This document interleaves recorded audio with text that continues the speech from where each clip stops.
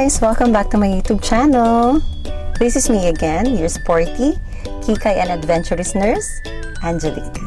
I'm so excited about our content today because for today's video, we'll be talking about one of my favorite topics, fashion! Since I'm 101% kikay, this is one of my favorite vlogs siguro.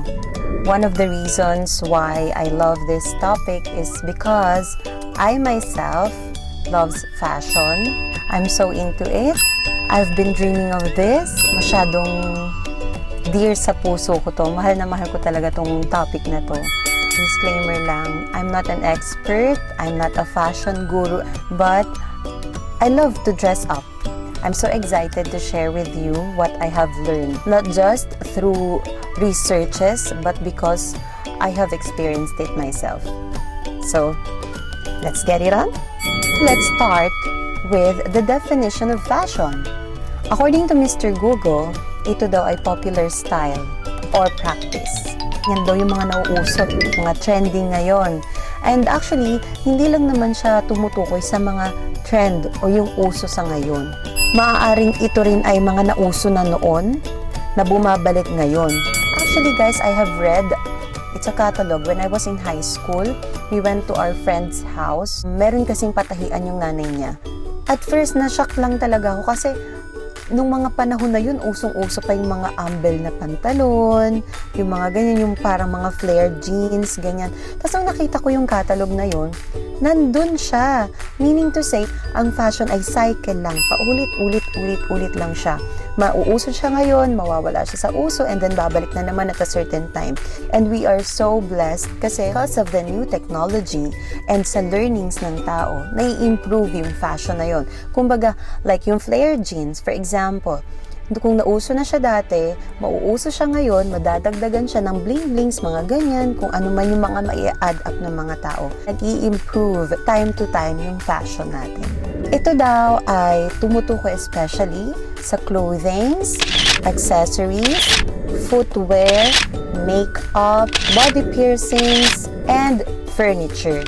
Ito rin ay tumutukoy sa papaano dinadala ng tao yung sinusuot niya. For example, Michael Jackson. He is so popular with his makinang and kumukuti-kutitap na mga blazers, jackets, and also yung mga pants niya na may mga bling-blings, dyan siya kilala. Yan yung fashion statement niya. That's what we call it, the fashion statement. And also for Catriona Gray. Si Catriona naman ay kilala sa fashion niya na maka-Pilipino, patriotic, and nakaka-proud lang. Hindi lang sa national stage but internationally, talagang kilalang-kilala na yung mga designers natin. Kaya naman, excited talaga ako.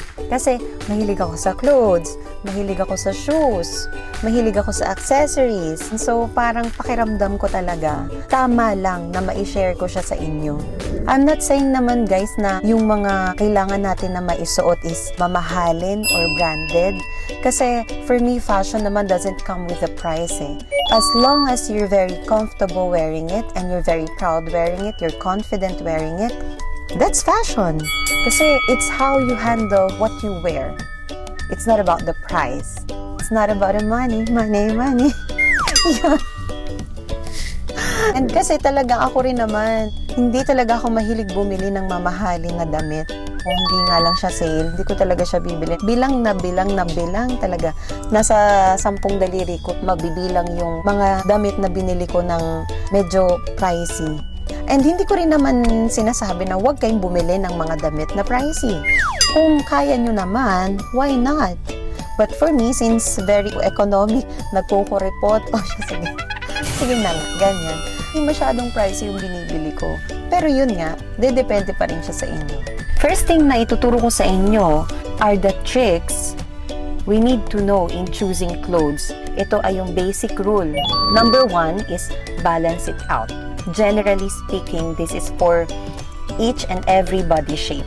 Ano-ano nga ba yung 4 na parts ng body natin na sinusukat ulit natin? Again, number 1 is yung shoulder. Number 2 is yung bust area. Number 3 is yung waist area. And number 4 is yung hips area.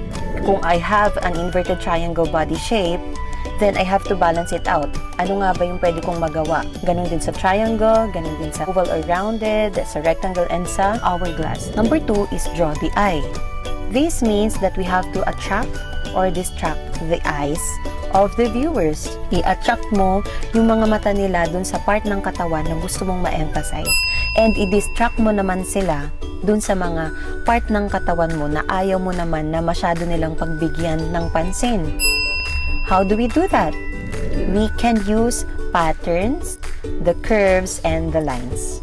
Okay? Those are the 3 things that we can do in order to draw the eyes of the viewers. Number 3 trick is think about the color. Color plays a big part in fashion, guys. Always remember, okay, this is a golden rule, kumbaga. Tawagin ko na lang na golden rule. This is for me, opinion ko lang to. Ewan ko kung sa mga fashion experts natin ay meron pa silang ibang golden rule. But for me, dark colors will always make us look slimmer, narrower, and smaller. So, yung mga dark colors na yan, kung gusto mo na may itago ka o hindi masyadong ma-emphasize, yan ang mas maganda mong gamiting kulay. And then, the bright ones naman, kabaliktaran, syempre. This one emphasizes the parts of the body na pinagsusuotan natin ito. Yan yung 3 tricks na kailangan nating tandaan when it comes to fashion. Balance it out, draw the eye, and think about the colors. So that's our introduction to fashion. Kasi gusto ko muna na may introduce kayo sa fashion bago tayo pumunta sa main topic natin, which are the dresses or the clothes suitable for different body shapes. And I hope may natutunan kayo para meron din kayong ma-share sa ibang tao. Please like, share, and subscribe to my YouTube channel. And don't forget to click on the notification bell for more updates and more upcoming videos. Thank you so much for watching. Love, Angelique! Do share. Share.